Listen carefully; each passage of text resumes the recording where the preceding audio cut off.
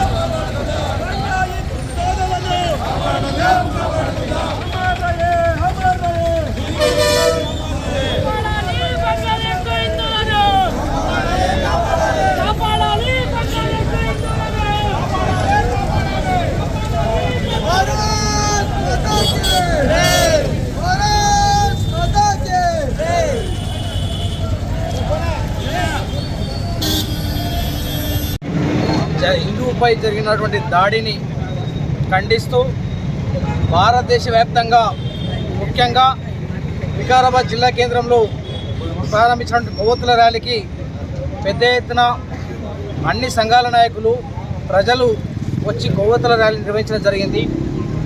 ఈరోజు ఒక దేశం నుంచి ఇచ్చిపుచ్చుకునే విధంగా ఉండాల్సినటువంటి దేశాలు మన చుట్టూ ఈరోజు నరేంద్ర మోడీని చూసి ఆయా దేశాలు ఈయనను ఏ విధంగా మనం ఈయనను సంతోషపరచాలనే ఉద్దేశం మన హిందువులపై దాడి చేస్తున్నారు. భారతదేశానికి హిందువులకు చాలా రక్షణ. మన భారతదేశంలో కూడా మనకి ఇంకో దేశం లేదు. మన దేశంలో ఏదైనా జరిగితే ఆదుకోవడానికి ఇంకో దేశం మనకు లేదు. కాబట్టి అక్కడ జరుగుతుంది కదా మనకెందుకు అనుకుంటే ఇది ఇక్కడ కూడా వస్తుంది ఖచ్చితంగా. అంతెందుకు పాత బస్సులో కూడా రోహింగ్యాలు ఎందుకు దాడులు చేస్తున్నారు. ఈ రకంగా ప్రభుత్వాలు కూడా మిన్నకున్నట్టు ఉండకుండా తక్షణమే ఎక్కడైతే ఆ చందర్ పైన దాడి జరిగిందో తక్షణమే బంగ్లాదేశ్ వాళ్ళతో మాట్లాడి ఖచ్చితంగా ప్రధానమంత్రి నరేంద్ర మోడీ గారు కూడా చర్యలు తీసుకోవాల్సిందిగా మేము డిమాండ్ చేస్తున్నాం. బంగ్లా ప్రభుత్వము నిర్దాక్షిణ్యంగా కర్కశంగా అవమానకరంగా ఉదయం లేని విచిత్రంగా దాడులు చేసి మైనార్టీలను భయపెట్టి దేశం నుండి బంగ్లాదేశ్ నుండి హిందూ సోదరులు మైనార్టీగా మారినటువంటి హిందూ సోదరులందరినీ కూడా భయపెట్టి ఈరోజు నవరూప రాక్షసుల్లా ప్రవర్తించి నడి రోడ్డు పైన అవమానకరమైనటువంటి పరిస్థితుల్లో కొట్టి నరికి చంపి ఒక పశువును కూడా కొట్టేటువంటి స్థితిలో ఒక సాటి మనిషి అనేటువంటి లేకుండా కర్కశంగా కొట్టి చంపేటువంటి కాకుండా చంపినటువంటి వ్యక్తిని కూడా మళ్ళీ ఉరివేసి నడి రోడ్డు పైన వేలాడదీస్తూ ఏదైతే మంట అంటువేయడం జరిగిందో అది ప్రపంచవ్యాప్తంగా మానవుల ఏదైతే ఉందో మానవుల పైన దాక్షిణ లేటువంటి దాన్ని తెలియజేస్తూ ఉంది. కాబట్టి బంగ్లాదేశ్లో అయినటువంటి హిందూ సోదరులందరినీ కూడా కాపాడుకునే విధంగా భారతదేశం మొత్తం కూడా వారికి అండగా ఉంటుంది. భారతదేశంలో ప్రతి ఒక్క హిందువు కూడా అండగా ఉండి బంగ్లాదేశ్ హిందువులను కాపాడుకునే విధంగా ప్రయత్నం చేస్తామని తెలియజేస్తూ ఆ విధంగా చేయడం కరెక్ట్ కాదని చెప్పేసి ఏదైనా తప్పు చేస్తే కోర్టులు ఉంటాయి, కోర్టుల ద్వారా శిక్షించాలి. కానీ చట్టాన్ని చేతిలో తీసుకొని నడి రోడ్డు పైన చంపడేటువంటిది హేయమైన చర్యగా ఈరోజు విశ్వ హిందూ పరిషత్ ఆధ్వర్యంలో ఇటువంటి దానిలో తెలియజేస్తూ దీన్ని ఖండిస్తా ఉన్నామని చెప్పేసి తెలియజేస్తూ ఇటువంటి దాడులను ఆపాలని చెప్పేసి పునరావృతం అయితే బాగుండని చెప్పేసి కూడా హిందూ బంధువులు అందరూ కూడా హెచ్చరిస్తూ ఉన్నాం. ఇక్కడ క్యాండిల్ల ద్వారా నిరసన ర్యాలీని చేపట్టడం జరిగింది. అయితే అందరూ కూడా చాలా విషయాలు చెప్పారు మా సోదరులంతా. కానీ ఒక విషయాన్ని మాత్రం మనం అందరం కూడా గమనించాలి. వాళ్ళు చాలా స్పష్టంగా వాళ్ళ ఎజెండాను అమలు చేస్తున్నారు, దాన్ని భారతదేశంలో కూడా అమలు చేస్తున్నారు. దీన్ని గమనించాల్సినటువంటి అవసరం ప్రతి హిందువు కూడా ఉన్నది. ఎక్కడెక్కడైతే ఈ ఎడారి మతము ఏదైతే ఉందో ఆ మతం ఎక్కడెక్కడ అవుతుందో అక్కడ అన్య మతస్థులు ఎవరు కూడా ఈరోజు మనుగడలో లేరు అనేటువంటి విషయాన్ని మనం అందరం గమనించాలి. చాలా దేశాల్లో ఈరోజు మన హిందువులే కాదు ఇంకా ఇతర మతస్థుల యొక్క ఉనికి కూడా లేనటువంటి పరిస్థితి ఈరోజు ప్రపంచ పటంలో మనం అందరం కూడా గమనిస్తున్నాం. అయినా కూడా ఇక్కడ ఉన్నటువంటి కొంతమంది కుహన సెక్యులర్ వాదులు ఒక హిందువు యువకుడే కాదు కొంతమంది ఇస్లాం మతస్థుల మీద కూడా దాడి జరిగిందని దాన్ని పల్సగా చేయడానికి ఒక ప్రయత్నం చేస్తున్నారు. ప్రపంచ దేశాల్లో ఉన్నటువంటి అనేక శాంతి కాముకులు ఎవరైతే ఉన్నారో వాళ్ళు ఎవరు కూడా నోరు ఇయ్యాల ఇవ్వడం లేదు.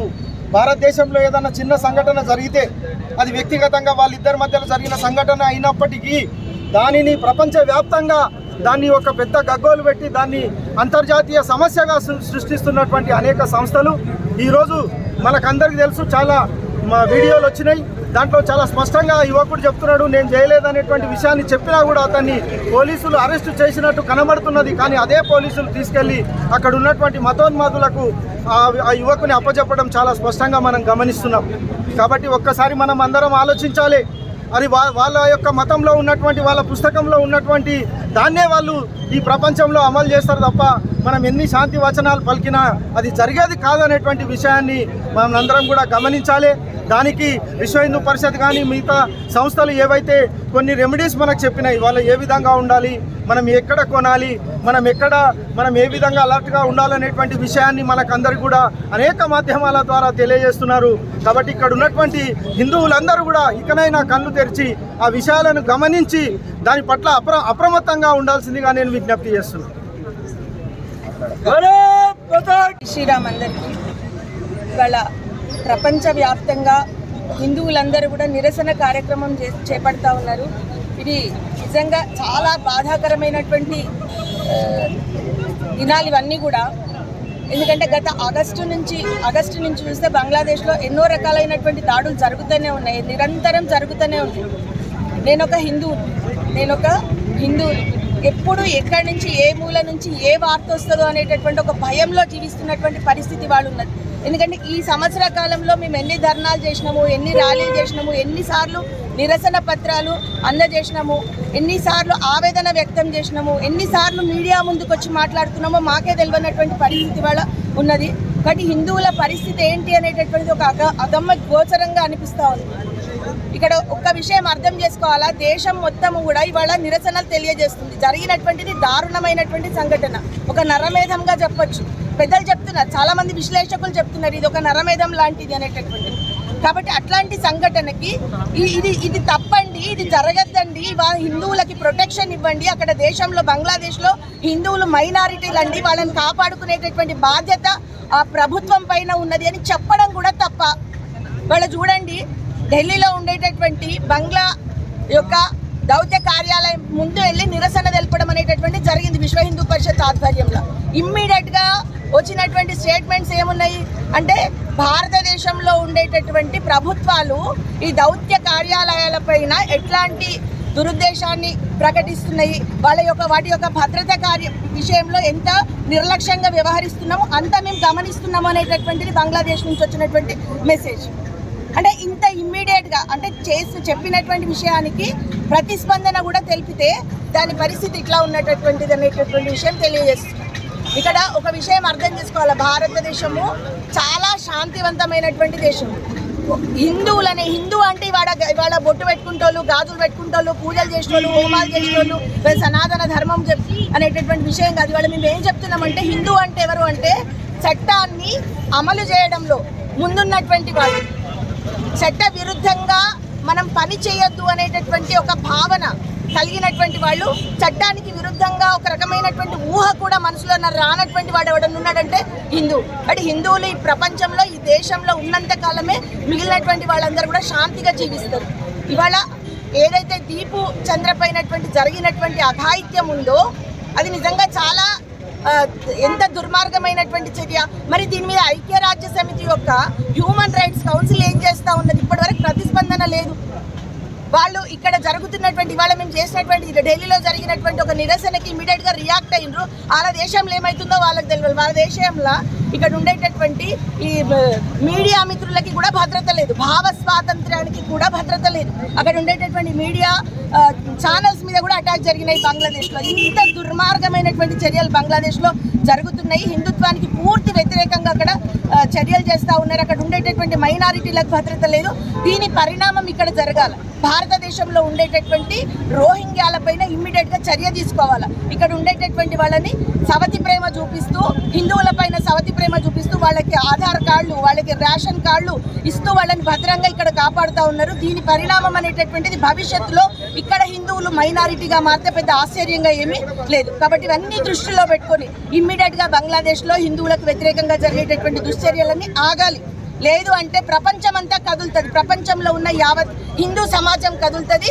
దాని పరిణామం అనేటటువంటిది తీవ్రంగా ఉంటుంది. కాబట్టి ఈ విషయాన్ని దృష్టిలో పెట్టుకుని అటు UN హ్యూమన్ రైట్స్ కౌన్సిల్ కావచ్చు, ఇటు భారత ప్రభుత్వం కావచ్చు, మిగిలినటువంటి వాళ్ళందరూ కూడా దీనికి స్పందించి ఎంబడే ఈ యొక్క హిందువుల మీద జరిగేటటువంటి దాడులని అడ్డుకోవాలని చెప్పేసి కోరుకుంటా ఉన్నాను. భారత్ మాతా కీ, భారత్ మాతా కీ.